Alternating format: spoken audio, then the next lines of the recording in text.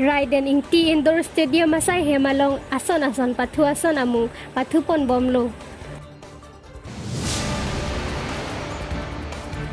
Dong kamukam waisong patua klamalong Peace and Development Rally kepada ponji aputhak CEM tuliram rong hang kilang caridam.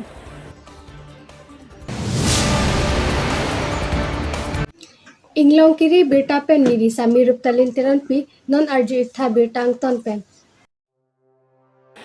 Karbi Anglong Autonomous Council CEM akahai tuliram rong hang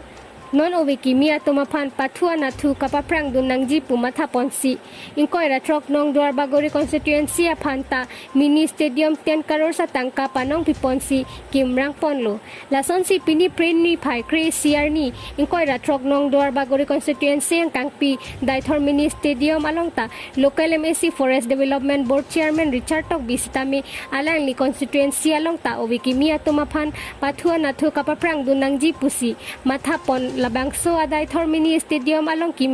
tangsi radatum ason pathupon longlu lason si raidang ingti indoor stadium asai hemalong sitami badminton table tennis pathupon longlu puta amoron terang pening jepon penkinon amat bangso mini stadium along ke daithor langklangwong sport association atumsi japan phupon puta DLSA secretary amorong terang pening jepon indoor game magala badminton la pen hola tubu pula bang non marke nasan ka patu tu bilang kami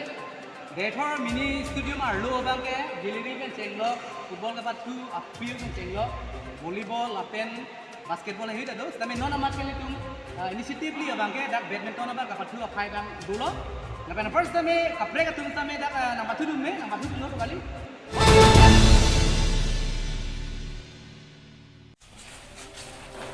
Pini ni phai kre siar ni dong kamukam waisong pathua klamalong MAC constituency ke thom bitung reng thama hamren rong khang pangrum pet pen Peace and Development Rally ket pado jiaphan kisik kedang along adab apora hut CEM tuliram rong hang ahin pen kilang mati inspect dam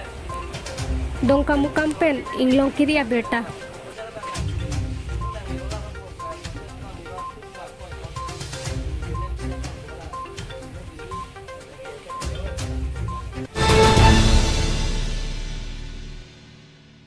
Tangte pini berta ke pansi kangton pon iglo domi thak me kurwang thu